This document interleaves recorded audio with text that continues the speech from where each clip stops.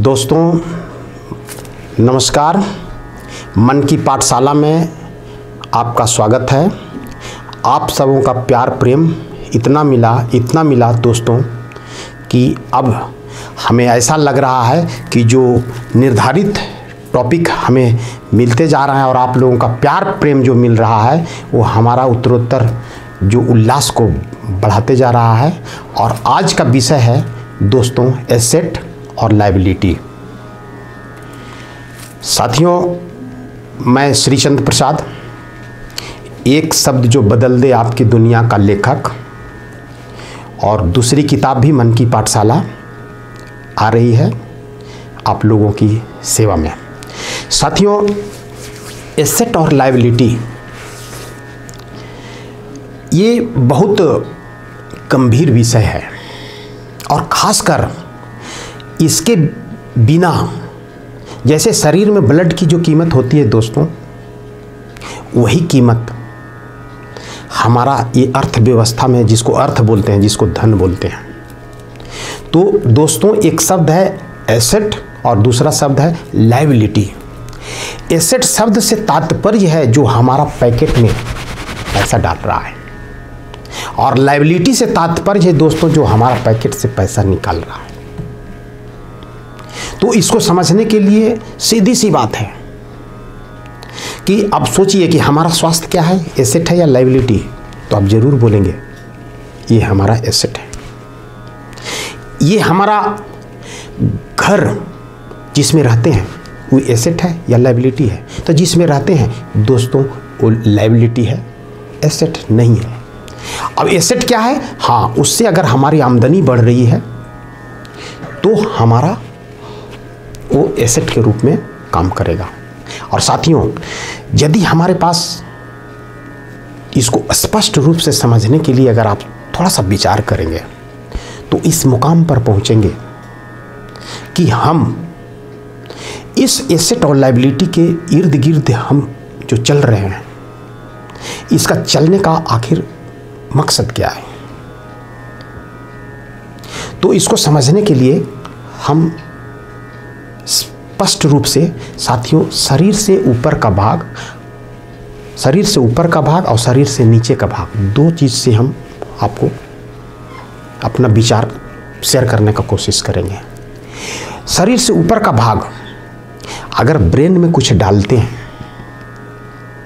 तो ये एसेट है, और पेट में डालते हैं तो ये लायबिलिटी है। लेकिन दूसरे एंगल से देखते हैं, अगर शरीर स्वस्थ नहीं रहेगा तो फिर हमारा दिमाग कैसे काम करेगा? तो इसको क्लियर समझने के लिए दुनिया का अगर सबसे बड़ा इन्वेस्टमेंट अगर है तो हमारे जो दिमाग पर जो इन्वेस्ट करते हैं दोस्तों, सबसे बड़ा इन्वेस्टमेंट है। और जो इन्वेस्टमेंट है वही एसेट क्रिएशन करता है। और लायबिलिटी के बिना एसेट का क्रिएशन भी संभव नहीं है दोस्तों। इसीलिए लायबिलिटी को नज़रअंदाज नहीं करना है। क्यों? कि रात है तो दिन है, सुख है तो दुख है। लेकिन इससे थोड़ा सा आपको ऊपर उठाने का कोशिश कर रहा हूं कि शरीर को ही महसूस होता है सुख दुख का मामला। यदि शरीर से थोड़ा सा अपने आप को और अंदर ले जाते हैं, अंदर समझने का कोशिश करते हैं, तो सुख और दुख से थोड़ा सा ऊपर उठते हैं दोस्तों, तो शांति आना चालू हो जाती है। और इस शांति को अगर 100 डिग्री तापमान पर अगर हम खौलाने का कोशिश करते हैं तो आनंद की उत्पत्ति होती है। और इस आनंद के लिए करोड़ों अरबों लोग खर्च करके लुटा रहे हैं, लेकिन आनंद दिखाई नहीं पड़ रहा है। दिखाई कैसे पड़ेगा? इस आंखों से तो दोस्तों दिखाई नहीं पड़ेगा। उसके लिए मन की आंखों की जरूरत है। इसके लिए मन की पाठशाला मानने की जरूरत है। और जिस मन की पाठशाला का स्थापना मैंने किया है, उस मन की स्थापना मैं नहीं किया हूँ, मेरे द्वारा प्रकृति के द्वारा करवाया गया है।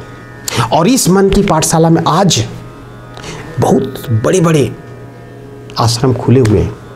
उस आश्रम में शांति ढूंढा जा रहा है, आनंद ढूंढा जा रहा है। लेकिन दोस्तों आनंद कहीं है नहीं, हम जो चीज़ चाहिए वो अगर देना सीख लेंगे ना, हमको आनंद चाहिए तो दूसरे को आनंद देना सीख लो, खुशी चाहिए तो दूसरे को खुशी देना सीख लो, धन चाहिए तो ऐसा धन दूसरे को धन से मदद करना सीख लीजिए। देखिएगा कितना गुना धन आपके पास आना चालू हो गया। धन से अर्थ फिर समझिएगा दोस्तों, पैसा नहीं है। धन से मतलब है ज्ञान, धन से मतलब है स्वास्थ्य, धन से मतलब है समय, धन से मतलब है संबंध, धन से मतलब है अच्छी दोस्ती। ये है उसमें जहां हम इन्वेस्ट करते हैं एसेट बनना चालू हो जाता है, और इससे जहां इन्वेस्टमेंट हम काटते हैं हम लायबिलिटी की ओर बढ़ते चले जाते हैं। और लायबिलिटी दोस्तों एक दीमक जैसा हमको आपको चाट लेता है और हम बीच मझधार में फंस के रह जाते हैं। और इस मझधार में नहीं फंसे, इसके लिए एसेट और लायबिलिटी को आत्मसात करने की ज़रूरत है। और आत्मसात तब तक हम करेंगे और करते रहेंगे जब तक हमारा उसमें महारत हासिल न हो जाए।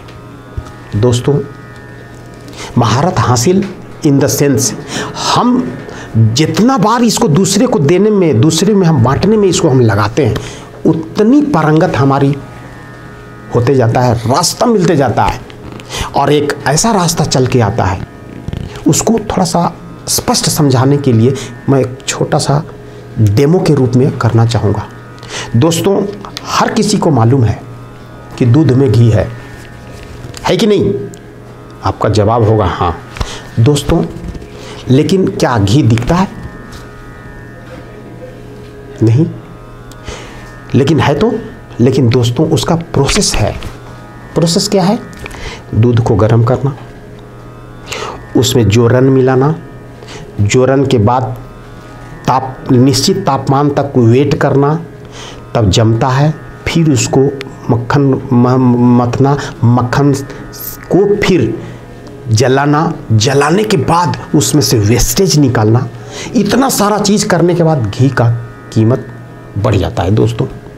ठीक वही है, लायबिलिटी को हम जलाते हैं एसेट के लिए, लेकिन लायबिलिटी को हम अगर सिस्टम से नहीं जलाएं तो लायबिलिटी ही रह जाता है, एसेट में कन्वर्ट नहीं होता है। और अब आपसे थोड़ा सा और क्लियर करेंगे, 1 लीटर दूध का कितना कीमत है? तो आप बोलेंगे 40 रुपया। 1 किलो मक्खन का कितना कीमत है? तो आप बोलेंगे 200 रुपया। लेकिन 1 केजी घी का बात करें सर, तो आपका जवाब आएगा हज़ारों रुपया हो सकता है प्योर घी का। अब साथियों दूसरा सवाल आता है, दूध कितना देर तक सही रहेगा? तो 1-2 दिन तक। मक्खन कितना दिन तक सही रहेगा? 1-2 हफ्ता तक। लेकिन अगर घी की बात हो तो वो कितना दिन भी रह सकता है। तो साथियों हमारे में भी ये वेस्टेज जब हम निकालते हैं तो एसेट खड़ा होता है। लायबिलिटी और एसेट में एकदम कॉम्बिनेशन है दोस्तों, इसको अलग अलग करने की ज़रूरत नहीं है। केवल ध्यान से इसको अपनी पैनी नज़र लगाए रखने की ज़रूरत है। और अगर इसको लगाने में हम कामयाब हो गए तो हमको धनवान बनने से कोई रोक नहीं सकता है, मालिक बनने से कोई रोक नहीं सकता है। आज साथियों आज ऐसा मामला है कि जो देखते हैं वो है नहीं और जो है वो दिखता नहीं है। लेकिन जब एक लेवल आप पकड़ लेते हैं तो आपको वो चीज़ दिखाई पड़ने लगता है और आपको समझ में भी आने लगता है। ऐसे भी कहा जाता है कि 30 इयर्स तक लोग सीखते हैं और 30 इयर्स के बाद लोग समझते हैं। और दोस्तों सीखना और समझना यदि आपका कंटिन्यू है तो जो लायबिलिटी है वो एसेट में भी बदलने में कोई टाइम नहीं लगेगा। और इसको